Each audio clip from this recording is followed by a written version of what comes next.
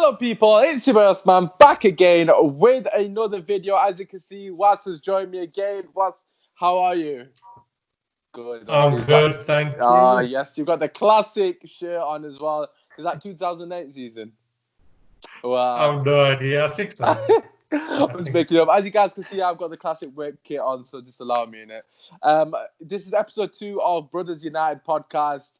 I quite like the name. Was thought of it. You know, I've got to give him props for that. It's decent. Anyways, be sure to drop a like, subscribe if you're new. Those 20 views are doing us justice. We love it. We love it. We're trying to get the 300. We're 300. I know. We're like, how many subscribers would be off? 1 million is quite a lot. But anyways, we're trying to get to 300 subscribers. So obviously, drop a subscribe. Anyway, that is sad. A lot to talk about. The people that have subscribed, can you unsubscribe and subscribe again so it makes us feel better? I know, yeah. So just a bit of movement. I'm joking. Don't unsubscribe. Anyways, let's get into the video. A lot to discuss as always. You know, drop your comments in the comment section if you have anything you agree or disagree with. Anyways, let's get into it first and foremost. The Premier League is officially back. You know, I have said on numerous occasions. In fact, I made a video a couple of days ago, maybe a week ago or something, saying the Premier League is back because I was well aware of the situation happening. But we have got an official date on the 17th of June. I believe the first game is Manchester City and Arsenal. Obviously, one plastic team and one just has-been team playing against each other. It's practically irrelevant teams. What are your thoughts on the Premier League first and foremost officially being back? How are you feeling about that? Yeah, I mean, originally I was like a bit skeptical because of what's going on. I'm happy that it's back, but I just want to take it game by game because I don't know what it's like. And obviously in Germany, it's really good the way they're doing it with all the social distancing and all the precautions they're taking. Yeah. Premier League, I don't know if they got that kind of discipline. I don't know why. I just feel like they don't have that discipline like the Germans have. Hopefully, it'll be okay and stuff. Well, like I said, game by game, you'd have to take it. Yeah, no, happy. No, definitely, obviously, got to take it back game by game. Obviously, our government in general, and not to go political, but we've never been as efficient as the Germans in it, which is quite evident, again, regarding the death toll, sadly. But yeah, no, I agree with what you're saying. Obviously, it'll be interesting to see how we go about, managing the situation. But what I will say is definitely, I'm very much excited that the Premier League's back. You know, I've said this on numerous occasions. I wanted to come back, obviously, in a safe circumstance. But I'm just missing the football. We've both been watching the German league. Was's team is RB Leipzig, and my team is Dortmund, and I just don't have any sort of buzz watching the game because it doesn't mean anything to me. There's no connection there. Although I want Dortmund to win, don't get me wrong, like I did against Bayern. But even if they lost, I wasn't upset. If that was Man United losing, for example, to, I don't know, just say Liverpool, I would have been absolutely distraught, like genuinely distraught, like it would have ruined my day. But I just went on with my day. I just jumped on card after that and just got on with it. Another thing that is coming back, is the FA Cup. But before we go into that, should we just quickly talk through some of the remaining fixtures that Man United have? And obviously we can have a little cheeky gander on what we've got. Obviously, first game Spurs, obviously, innit?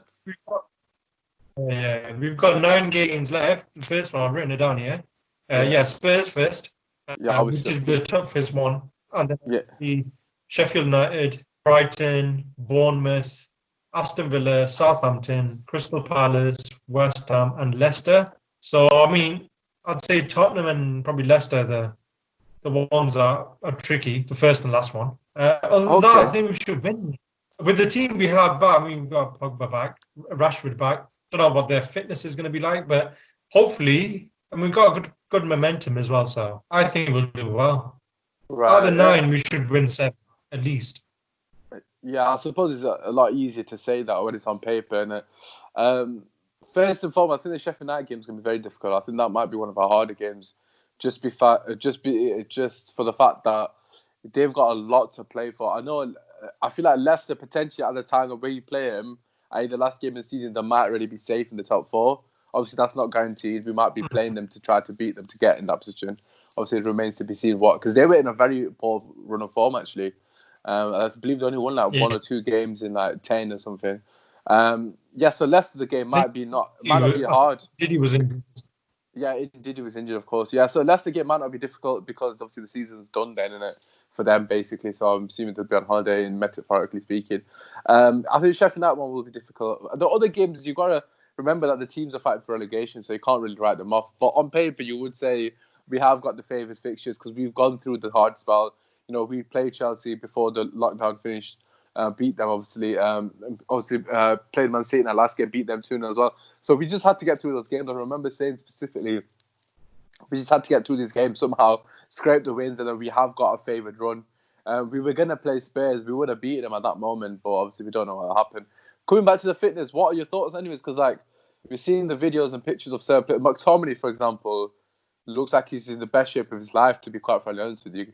Like, what level of fitness do you think we'll be coming back to?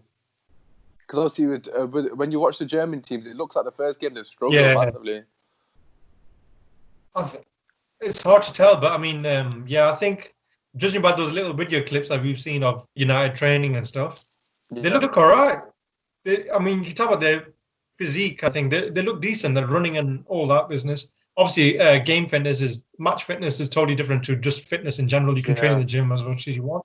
Yeah. But on a match, it's totally different. You could be smashed. But, Pogba's not played a game since practically early January, and Rashford neither has.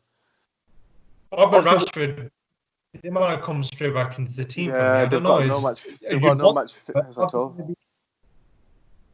Yeah, but now they're doing the full contact thing, so they can have like small, say 6-side, 11-side games. That was what they'll be doing. If it's on a competitive level, if they can create that, then you get that some sort of slight match up. Yeah, definitely. Well, you mentioned Pogba. Anyways, let's talk about the midfield three. Obviously, regarding the fitness thing, I kind of agree with what you said. It's difficult to say. McTominay, like I said, he just seems like he's on it, which is exactly what we want to see.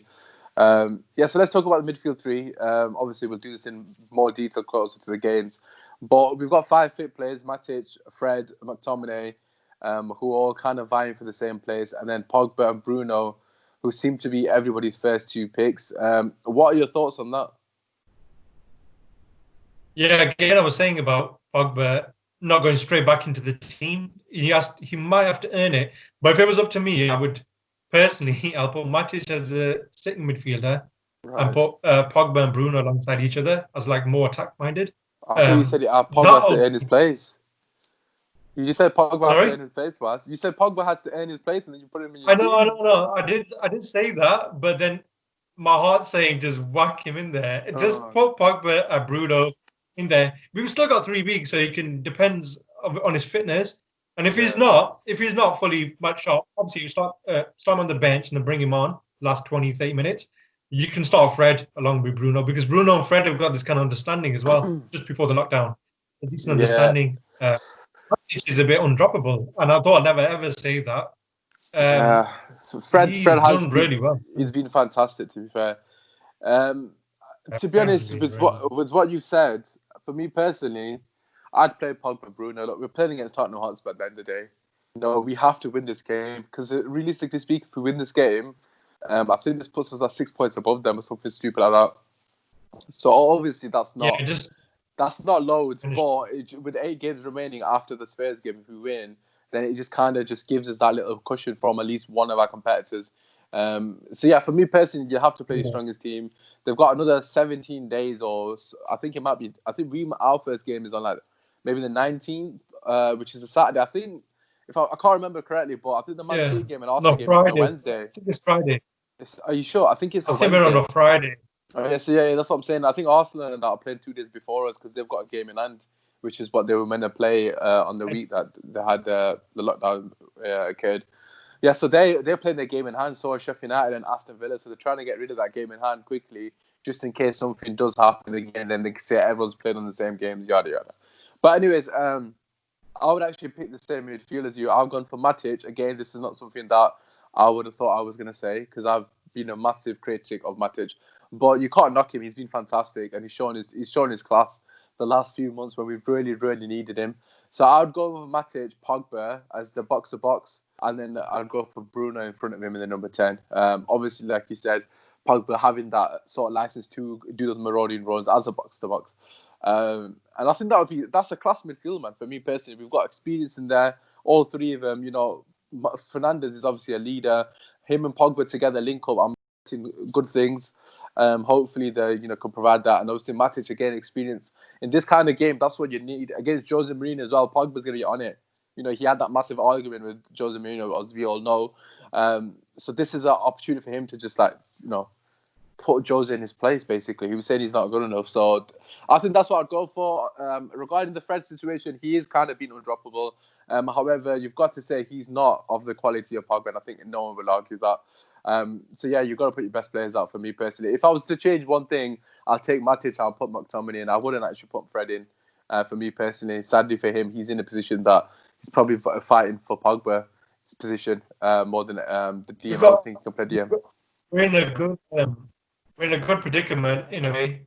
Yeah, that's what you want, though, isn't it? Say we've got Matic, McTominay, and Fred pretty much fighting for one spot, really. Yeah. And obviously Pogba as well.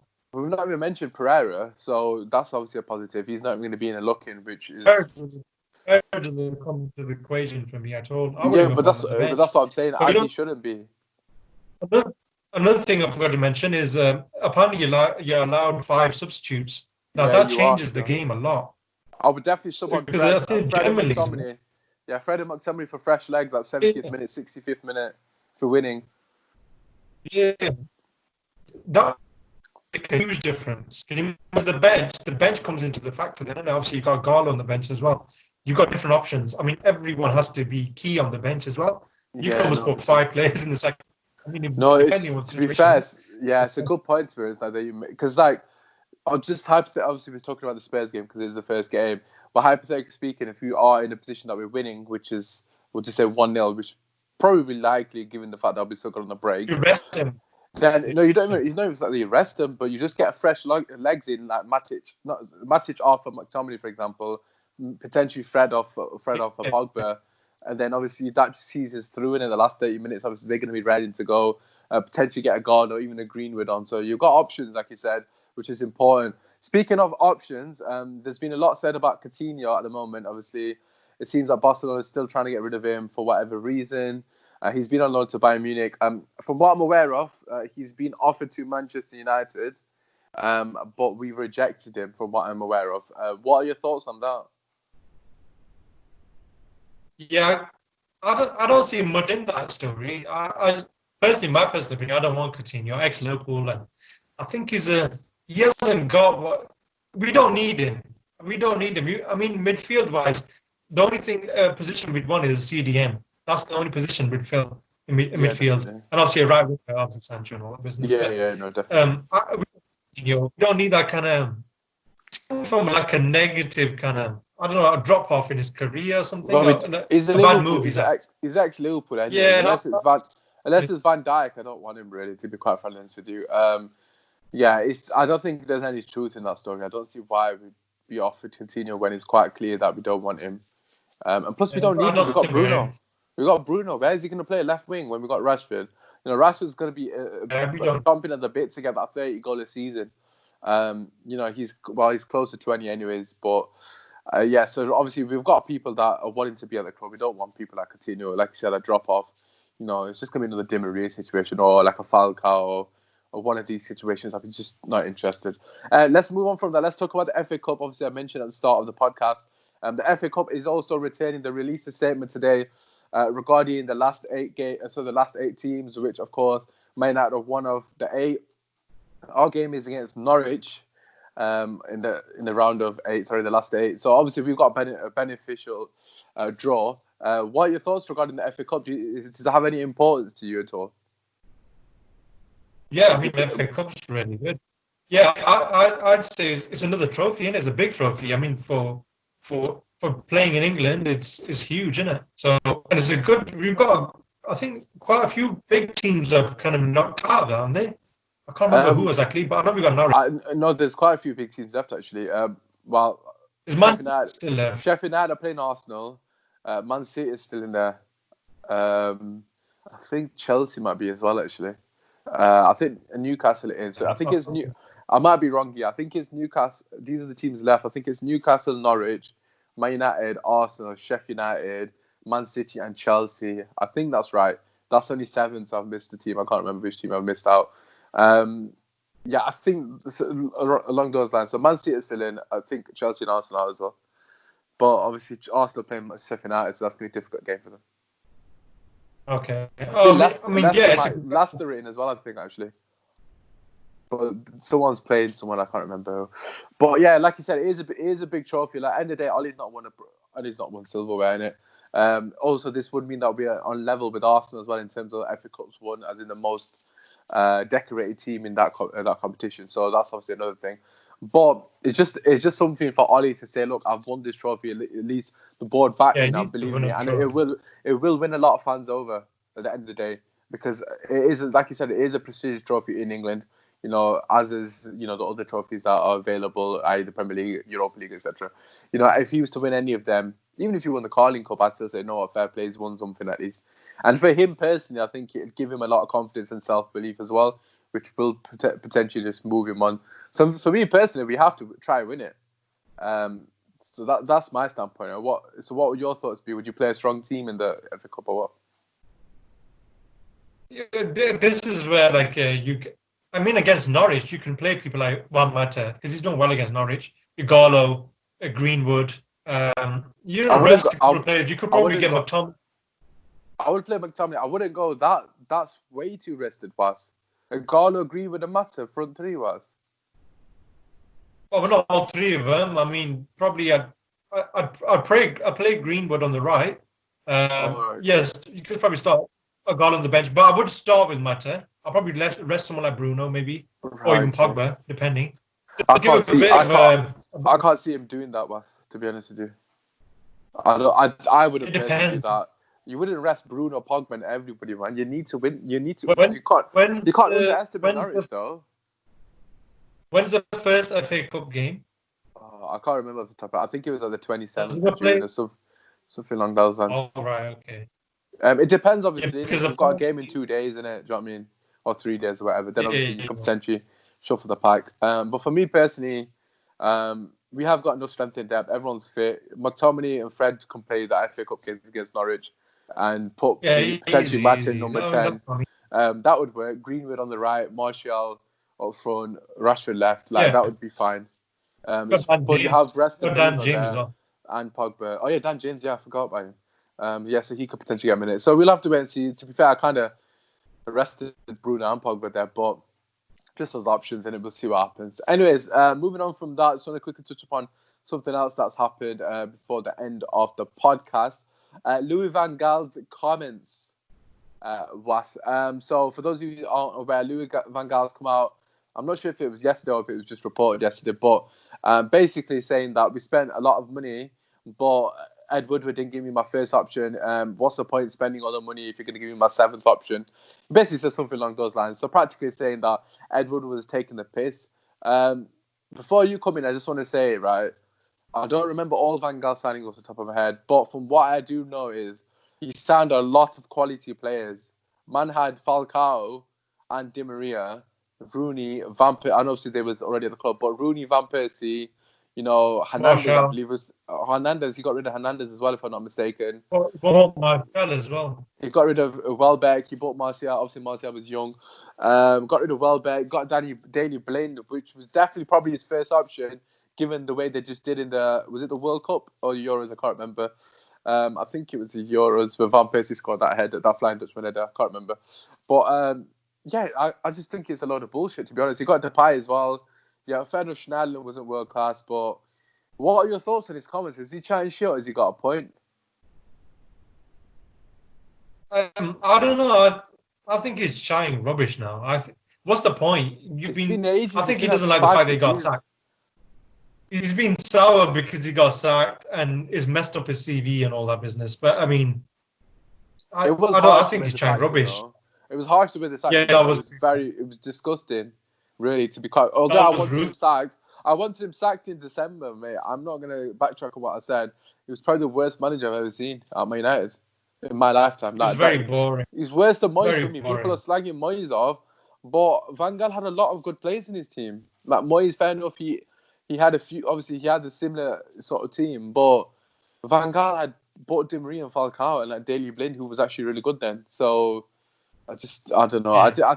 I think he is trying shit, to be quite frankly honest with you. He just, like you said, he's feels like his CV is being tainted in the manner in which he got dismissed at Man United, and he's just trying to use that as a cover-up story, really. It's a bit embarrassing, but do you think there's any truth in it, though? Do you think Woodward has been doing that? Like, instead of getting people's first options, he's been, like, getting second, third. I think Jose Mourinho would probably high-five Van Gaal on that. What do you think? Yeah.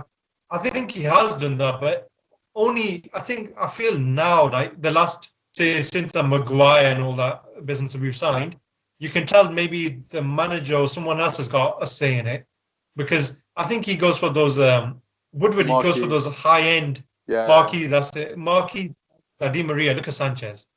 Yeah, he bought Sanchez and put the weight.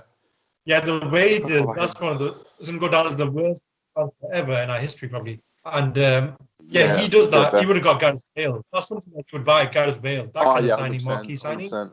Yeah, you're probably still thinking about Gareth Bale right now. I would have taken Gareth Bale. I think Woodward is in the wrong. I think Woodward's been in the wrong. I think Van Gaal's got a slight point, but talking about it now, it's done and finished. Yeah, exactly. It's the past. It's literally like 5 years ago. Like, honestly, like such a in football terms, that's such a long time ago. Like, it's closer to when we won the league. Put it that way. It's like actually closer to when we won the league, which is ridiculous because it feels that ages since we won the league or even been in contention to win the league. So yeah, like you said, it's a bit ridiculous. It's pointless talking about it now. So for me personally, obviously Ed Woodward definitely needs to go, man. He's an absolute shit show, but I don't think that's going to happen anytime soon. But that has been your video. Hopefully you guys have enjoyed it. As always, drop a like. For all the 20 people that are watching, I'm expecting 10 likes. Also subscribe, very close to 300 subscribers, new subscribers. To be fair, I'm quite enjoying the podcast anyway, so also drop comments if you got any opinions on what we've said, if you disagree with anything that we've said, or if there's anything else you want us to talk about, let us know. Apart from that, is it being your boy Usman? Was peace. Yeah. In a bit.